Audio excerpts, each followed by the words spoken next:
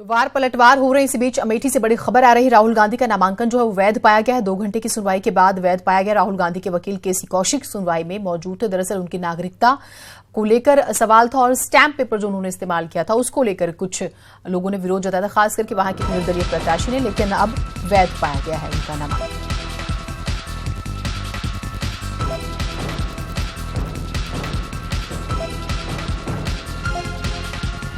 2 घंटे सुनवाई हुई, उसके बाद ये फैसला आया।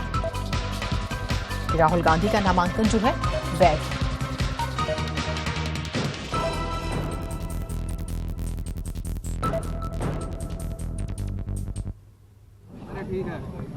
श्री राहुल गांधी जी के नामांकन के खिलाफ अपनी ऑब्जेक्शन दाखिल किए थे।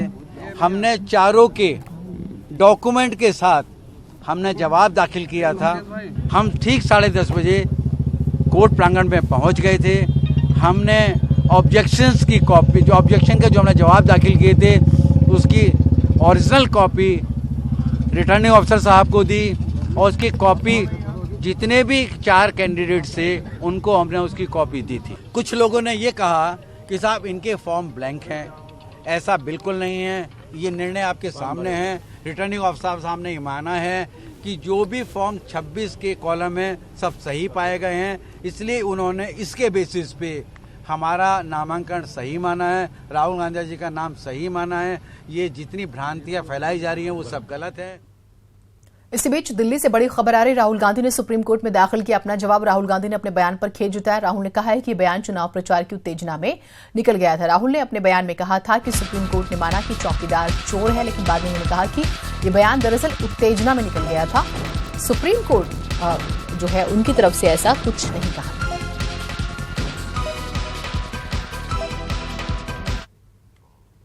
में कांग्रेस अध्यक्ष राहुल गांधी ने सुप्रीम कोर्ट में अपना जवाब दाखिल कर दिया है। सुप्रीम कोर्ट में दाखिल अपने जवाब में राहुल गांधी ने यह माना कि उन्होंने जो बयान दिया था उस बयान से उन्हें खेद है, लेकिन सुप्रीम कोर्ट में उन्होंने अपने याचिका में और अपने जवाब में उन्होंने ये भी कहा, चूंकि चुनाव प्रचार जोरों पर था और उनके द्वारा दिया गया यह बयान उत्तेजना में दिया गया था। सुप्रीम कोर्ट में मीनाक्षी लेखी ने राफेल विवाद के मामले में राहुल गांधी द्वारा दिए गए बयान को लेकर एक अवमानना याचिका दाखिल किया था, जिस पर सुप्रीम कोर्ट ने कांग्रेस अध्यक्ष राहुल गांधी से उनका जवाब मांगा था। और सुप्रीम कोर्ट में दाखिल अपने जवाब में राहुल गांधी ने यह भी कहा कि उनकी मंशा कभी नहीं रही कि वो कोर्ट की अवमानना करें, चूंकि उस समय चुनावी माहौल था, चुनाव प्रचार था और राफेल मामले पर सुप्रीम कोर्ट का यह फैसला आया था और उस फैसले में उत्तेजना में आकर राहुल गांधी ने इस तरह का बयान दिया। हालांकि सुप्रीम कोर्ट में दाखिल अपने जवाब में राहुल गांधी ने यह भी कहा कि उनके बयान को उनके विरोधियों ने तोड़ मरोड़ कर पेश किया।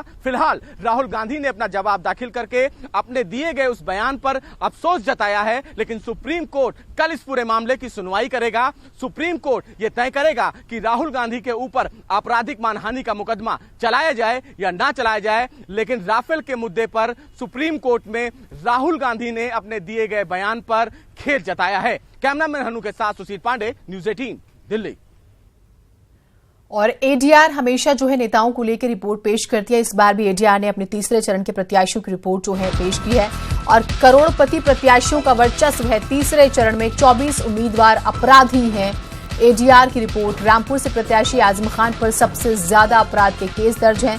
तीसरे चरण में 46 प्रत्याशी करोड़पति हैं। समाजवादी पार्टी के देवेंद्र सिंह सबसे अमीर प्रत्याशी हैं।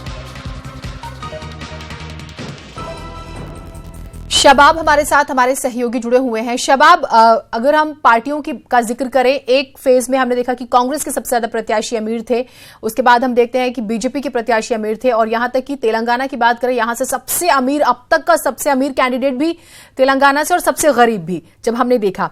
अब जो रिपोर्ट आई है, कहीं ना कहीं पॉलिटिकल पार्टियों को भी ये बात समझ में आती है कि जितना दबंग नेता होगा उतना ही उसके जीत के चांसेस हैं और शायद यही वजह की एडीआर की रिपोर्ट हर बार हैरान करती है।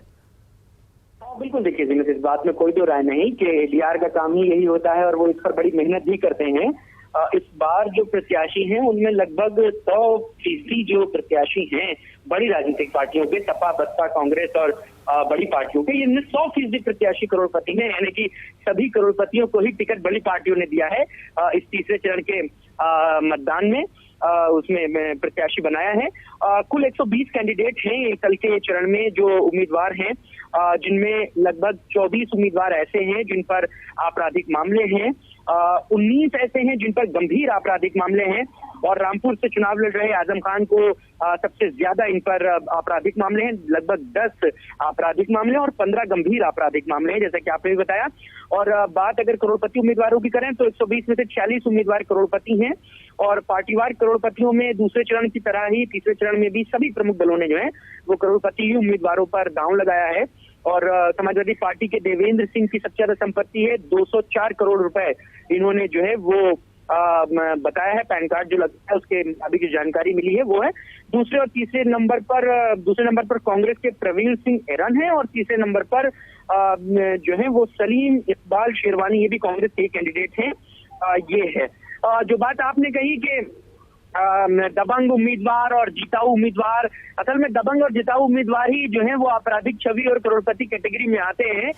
बाकी तो साधारण कैटेगरी वाले जो कैंडिडेट होते हैं उनको कोई पहचानता भी नहीं होगा। ये अपने बाहुबल और दूसरी तमाम चीजों की वजह से चर्चाओं में रहते हैं। तो तीसरे चरण में भी यही सारी चीजें हैं। अब देखिए कि एडीआर की रिपोर्ट इसीलिए आती है ताकि जनता जागरूक हो सके, और हम लोग भी इस चीज को टीवी पर इसीलिए दिखाते हैं ताकि लोग इस बात को जान सकें कि जिन्हें आप मतदान करने जा रहे हैं वो प्रत्याशी जो है वो किस कैटेगरी का है। और सबसे खास बात ये भी एक बात आपको बता दूं मैं जीनत, कि इलेक्शन कमीशन ने एक रूल जारी किया था कि हर प्रत्याशी को अपने बारे में आपराधिक मामलों की जो जानकारी है वो अखबारों में देनी होगी, टीवी पर देनी होगी, और वो भी पोलिंग से पहले देनी होगी। यानी कि जिस दिन मतदान है उससे 2 दिन पहले तक उसको हर हाल में अपनी आपराधिक मामलों की जो लिस्ट है वो सौंप देनी होगी। लेकिन सबसे बड़ी ताज्जुब की बात ये देखिए कि 2 चरण के पोलिंग हो भी गए, लेकिन किसी भी प्रत्याशी ने कहीं पर भी जो है वो एडीआर के मुताबिक कोई भी जानकारी उपलब्ध नहीं कराई है, ना ही किसी अखबार में छपा है, ना ही किसी टीवी पर चला है। तो ये भी अपने आप में एक बड़ी बात है कि इलेक्शन कमीशन रूल बना रहा है, नियम बना रहा है, लेकिन प्रत्याशी और पार्टियां उसको मानने को तैयार ही नहीं। ठीक बात है। वो इलेक्शन कमीशन के हाथ में क्या है, अगर वो अपनी बातों को मनवा नहीं सकता तो फिर वो निष्क्रिय हो जाता है, उसकी सारी शक्तियां तभी सुप्रीम कोर्ट भी याद दिलाता है कि भाई आपकी शक्तियां क्या है, एक बार सोचिए। बहुत शुक्रिया आप हमारे साथ जुड़े शबाब। और ये हम बात भले ही कर लें राजनीति के शुद्धिकरण की, लेकिन यही सिस्टम रहा तो शुद्धिकरण थोड़ी दूर की चीज लगती है।